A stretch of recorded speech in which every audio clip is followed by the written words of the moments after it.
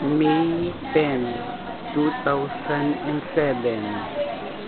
4:15 ng hapon. May 10.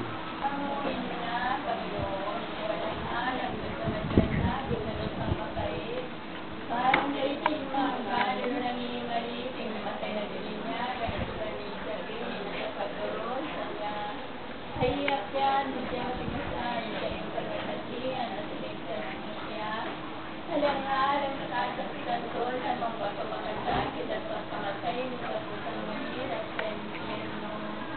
At nang siya'y naging dapat pumasok sa